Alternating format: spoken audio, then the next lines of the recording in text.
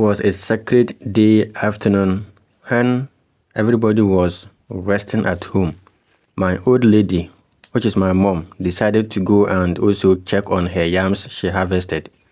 So she said she wanted to kind of create a fire belt such that if there's bushfire, it does not get to her harvested yam. And to do that correctly, she decided to clear around the barn and then have the gathered weeds burnt in order to have the place free of weeds. But unfortunately, after setting the fire into it, she realized that the fire was quenching by itself, and then she decided to go check other things on the farm. Before she realized, the fire had gotten to the barn and the top yams got burnt. So if you see me making selections here, those ones are what were burnt, and she isolated them on that site and then came to inform me about what happened on the farm. So I should go there and check those that can be fed to the pigs, so that I'll just bring them home and cut them for my guys on the farm.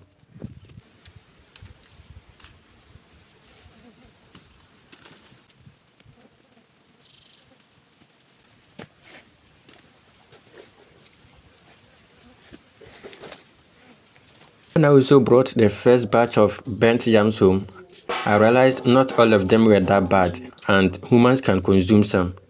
So with that, whilst I was cutting this, there was one man who came then and then he saw the yams. So he made some selections, that he didn't have the yams and that he'd be grateful if I could allow him to take part of the yams and then go home with it. So I allowed him to do that. So after he said it, that was why I went to the farm to make the selections and not to pick everything that my mom thought got burnt. So some were not that bad. So I isolated that one to be given to other people who didn't have food.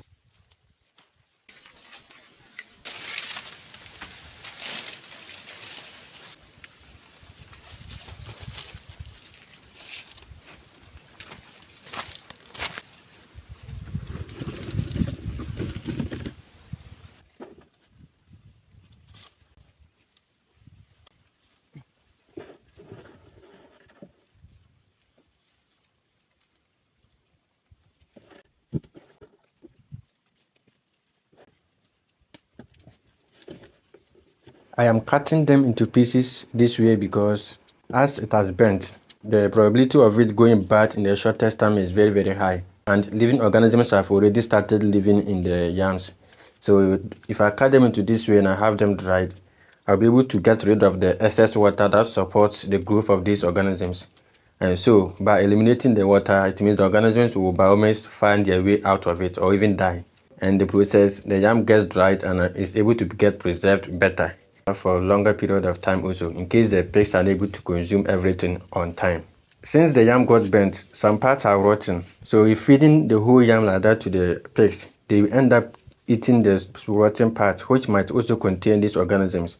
But if I cut them into pieces this way and dry them, before they get dried, the rotten part turns into powder. In that case, when I'm collecting the cut yams, I don't collect this powder, and that is how I also avoid the rotten part of it.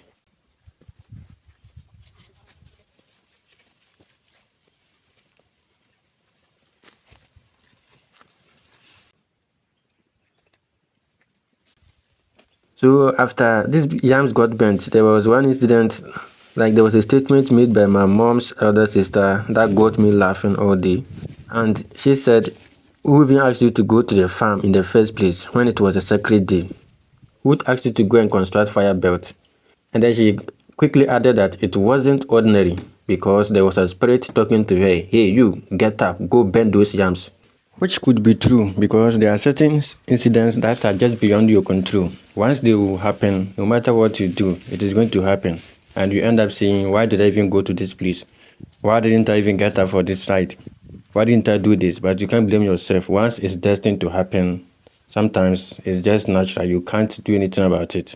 So she accepted her fate, and now she's okay with it. Even though she didn't want to give the yams to my guys to eat in the first place. It has happened, and there's nothing she will have to do but to just sacrifice the yams for me. This was a very hot afternoon, and I was alone on the farm, and for that matter in this bush. Very, very scared, but I decided to gather some fake courage just to stay there and do this cutting and dry the yam before I go back home. But as I was there, any little noise I hear or any strange noise I hear, I turn around just to see that I'm okay and I'm safe. And my knife and cutlass is always made ready in case of anything. Maybe I can also attack and defend myself over there.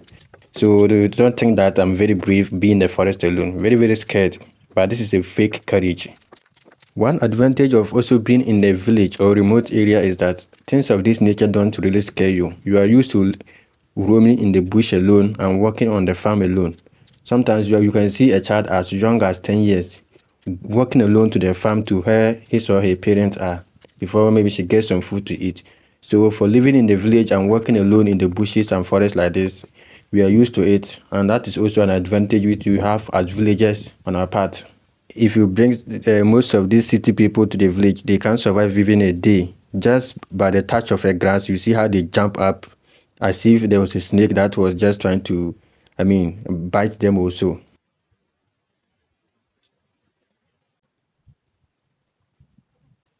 So like you can see, my mom is into this crop farming, but she doesn't seem to understand why I don't love to do why I don't love to involve myself in crop farming. But there was one incident that happened that she got to believe it by herself. That was at the moment when I sold a single pig and the money was paid to her. She looked at the money and then she was like, I now understand why you don't want to get involved in crop farming. By the sale of a single pig, it can afford my entire crop farm.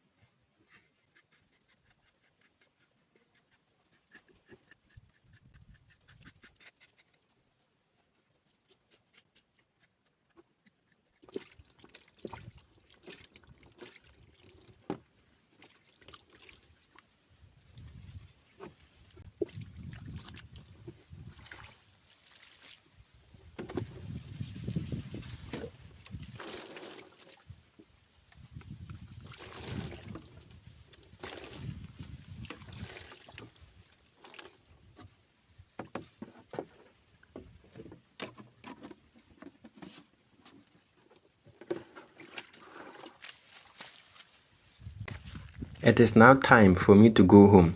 So you can see me with my bicycle here, preparing to go back home and continue with the other work in the house. On the farm too, in a hot afternoon, it can be very scary because the whole place is quiet. The only sound you hear are this noise from the birds and some creatures on the farm. Especially if it's a secret day this way, you are there alone, you don't hear any noise.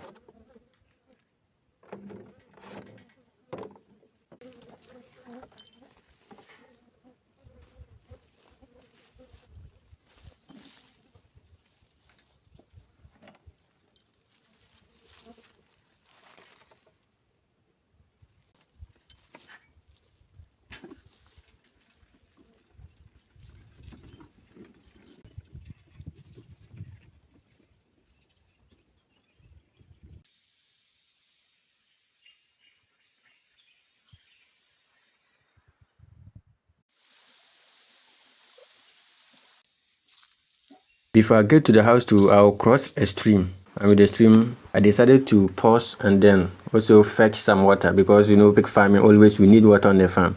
So anytime I'm moving close to the stream, I'll have to take a container alongside so that I'll fetch the water and take it home.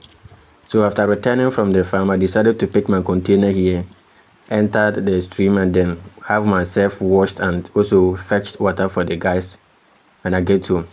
And this stream you're seeing here is not just an ordinary stream. This stream has, I can say, is what we drank, like the entire community drank throughout our lives. Like since I was born, this is the water, the stream we have been used to drinking. Until recently, we got provided with a borehole. Otherwise, this was our source of water. We wash in it, we drink it, and we bath, we do everything in it, but nothing is happening to us. That is what has helped raise us to date. So anytime our pipe or the borehole gets faulty, we return back to our old way of living to fetch from this one and then drink, cook with it, and we also do washing in it. Though we share it with cattle sometimes.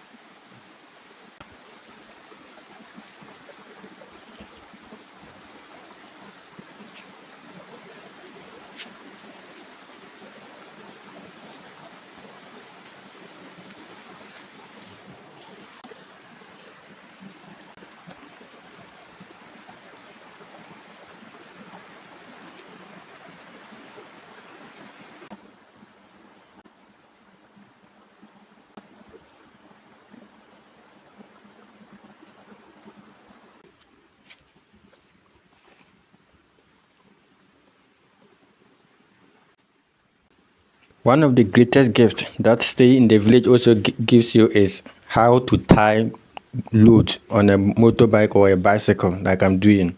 So that is also one of the greatest things you can get as you live in the village. You will definitely learn how to tie goods on a motorbike or a bicycle.